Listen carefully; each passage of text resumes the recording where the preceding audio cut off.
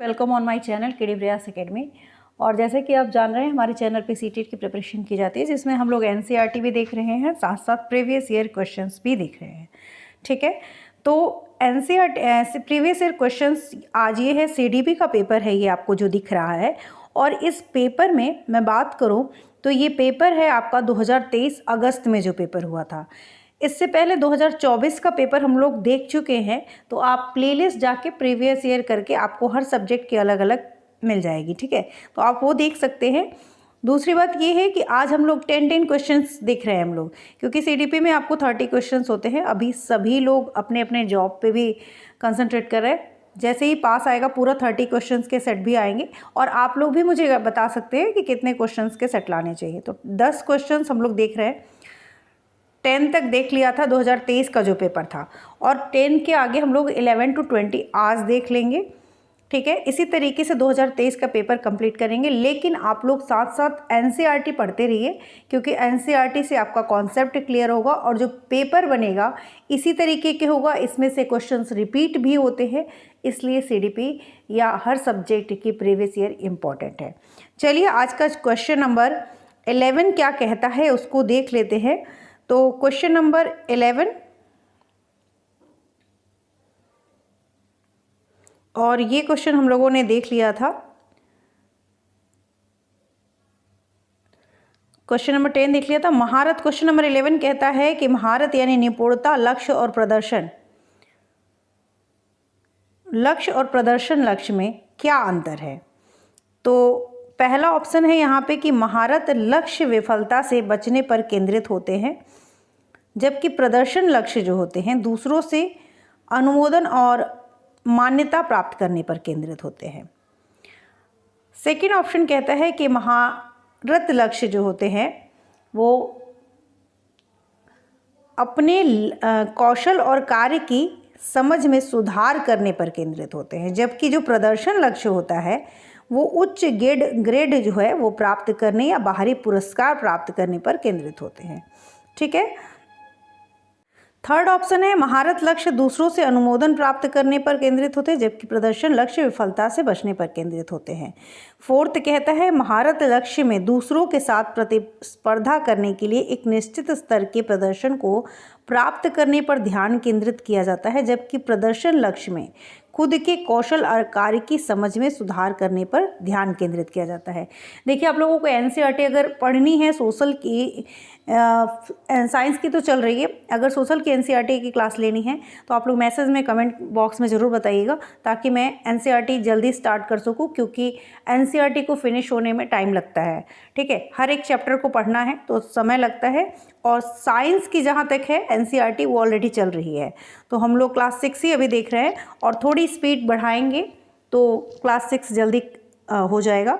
बहुत ज़्यादा चैप्टर्स नहीं रह गए हैं, पहले से कम हो गए हैं।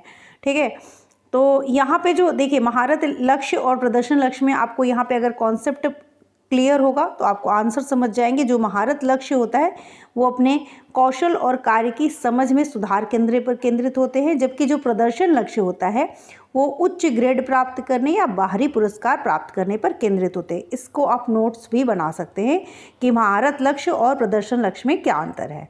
ठीक है, बट क्वेश्चन नंबर 12 क्या कहता है कि भाई बहन के रिश्ते या रिश्तों पर माता पिता और साथियों के साथ संबंधों से भिन्न होते हैं और बाल्यावस्था में समाजीकरण में महत्वपूर्ण भूमिका निभाते हैं। तो ये जो भाई बहन के रिश्ते हैं उनके बारे में बात की गई है। सेकेंड ऑप्शन कहता है कि माता पिता और साथियों के साथ संबंधों के समान हैं और बाल्यावस्था में समाजीकरण में महत्वपूर्ण भूमिका निभाते हैं। थर्ड कहता है कि केवल प्रारंभिक बाल्यावस्था में ही महत्वपूर्ण भूमिका निभाते हैं। और फोर्थ ऑप्शन कहता है कि समाजीकरण की में अधिक भूमिका नहीं है। तो जो यहाँ पे आपका राइट ऑप्शन हो जाएगा वो हो जाएगा ऑप्शन नंबर 1, क्योंकि जो माता पिता और साथियों के साथ संबंधों से भिन्न होते हैं भाई बहन के रिश्ते, और बाल्यावस्था, जबकि बाल्यावस्था की जो अवस्था होती है उसमें सामाजिकरण में महत्वपूर्ण भूमिका निभाते हैं। This is the right answer. और इस तरह के कॉन्सेप्ट आपको क्लियर होने चाहिए, ताकि ऐसे क्वेश्चंस किसी भी रूप में आपके सामने आए तो आप उसको आसानी से कर जाए। हो सकता है कि इसको घुमा के वो क्वेश्चन पूछ दे, लेकिन प्रश्न यही रहेगा। ठीक है, तो इसका आंसर हो गया क्वेश्चन नंबर 13 देखते हैं। और अगर आपको वीडियो अच्छी लग रही हो, एक्सप्लेनेशन सही लग रहा हो, तो प्लीज़ चैनल को लाइक, सब्सक्राइब, शेयर ज़रूर करिएगा, ज़्यादा से ज़्यादा लोगों तक ये पहुँचे, और आप लोग एक लाइक और कमेंट ज़रूर करिएगा, ठीक है। तो क्वेश्चन नंबर 13 क्या कहता है, निम्नलिखित कथन को पढ़िए तथा सही विकल्प का चयन कीजिए। अभिकथन और कारण का ये क्वेश्चन है। तो यहाँ पे अभिकथन कहता है कि बच्चों के बीच विकासात्मक दरों में काफ़ी भिन्नताएं मौजूद होती हैं, ठीक है। वेरिएशंस होता है। विकासात्मक अंतर आनुवंशिक और अनुभवात्मक विविधताओं की जटिल अंतःक्रिया का एक अनिवार्य परिणाम है। तो यहाँ पे जो राइट आंसर हो जाएगा, देखिए यहाँ पे अभिकथन सही है, कारण भी सही है, लेकिन जो कारण है वो अभिकथन की सही व्याख्या करता है, इसलिए जो कारण है वो अभिकथन की क्या कर रहा है, सही व्याख्या करते हैं। इसलिए क्या है, यहाँ पे जो ऑप्शन हो जाएगा वो हो जाएगा आपका ऑप्शन नंबर 4। कथन और कारण दोनों सही है तथा कारण कथन की सही व्याख्या है, ठीक है। तो क्वेश्चन नंबर 13 को option number 4 is the right answer. Next question देखते हैं।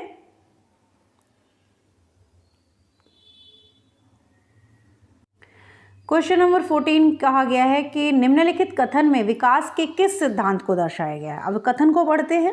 जो बच्चे अपने शुरुआती वर्षों में भाषा सीखने के लिए अनुकूल वातावरण से वंचित रहते हैं, मतलब नहीं रहते अनुकूल वातावरण में, उन्हें बाद के जीवन में भाषा चुनने में थोड़ी कठिनाई होती है।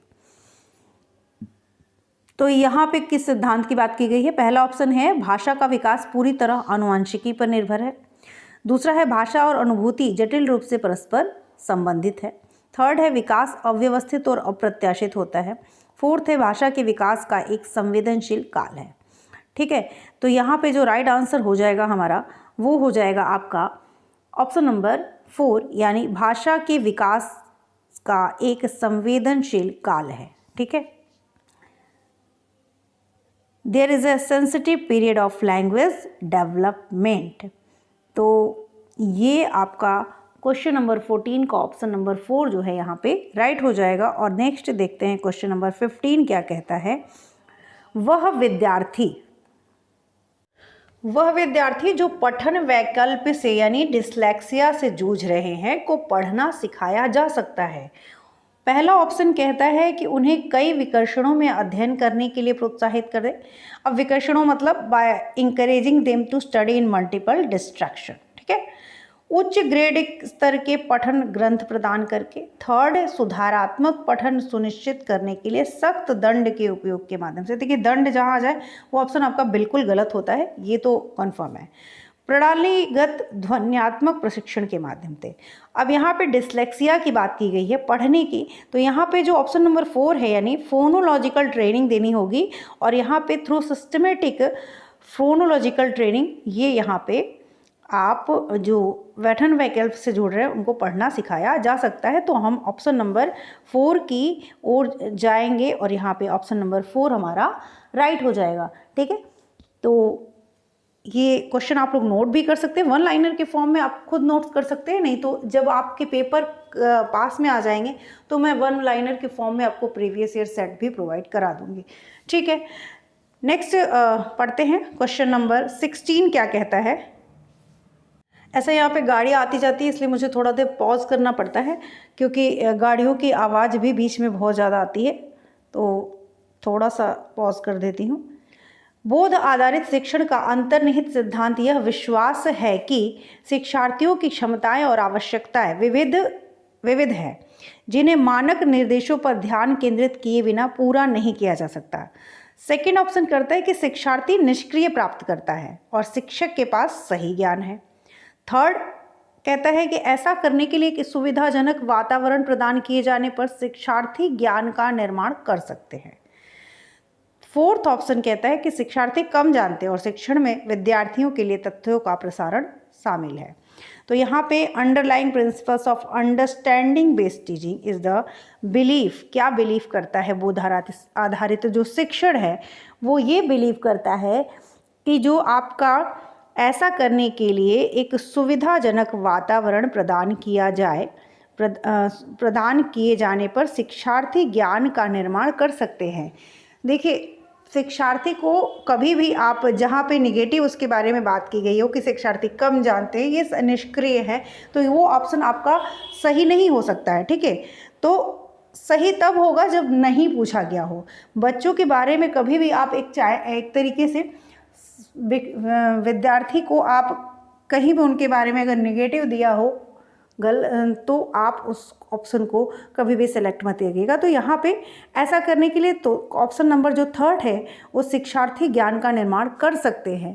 ठीक है, तो ये क्वेश्चन नंबर 16 का option number 3 is the right answer. Next question देखते हैं। क्वेश्चन नंबर 17 क्या कहता है? तो क्वेश्चन नंबर 17 कहता है कि जटिल समस्याओं से जूझ रहे अमन के समस्या समाधान कौशल विकसित करने में एक शिक्षक किस प्रकार मदद कर सकता है? तो how can a teacher help Aman? Aman एक लड़का है जो कि struggling with complex problem develop problem solving skill. ठीक है, तो कैसे कर सकता है? उसे मंथन करने और विचार उत्पन्न करने के लिए प्रोत्साहित करके, उसे कहकर कि वह समस्या को सुलझाना छोड़ दे, ये तो गलत बात है।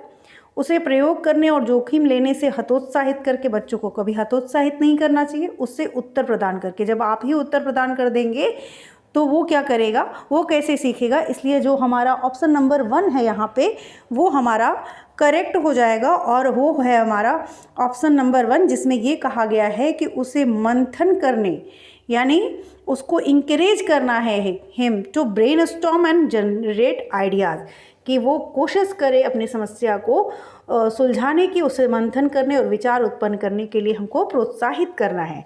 ठीक है, तो यहाँ पे राइट आंसर क्वेश्चन नंबर 17 का ऑप्शन नंबर 1 हो जाएगा।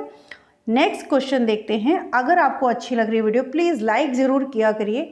आप लोगों से रिक्वेस्ट है, लाइक करने में तो कुछ भी नहीं जाता है, तो लाइक ज़रूर किया करिए, कमेंट करिए भर भर के, ताकि फील अच्छा हो, मोटिवेशन मुझे भी मिले, मुझे भी मोटिवेशन चाहिए अपने काम को करने के लिए। तो प्लीज़ ज़्यादा से ज़्यादा लाइक किया करिए, ज़्यादा से ज़्यादा कमेंट किया करिए, और जितने ज़्यादा आपके फ्रेंड वगैरह जो भी हों उनको शेयर ज़रूर करिए।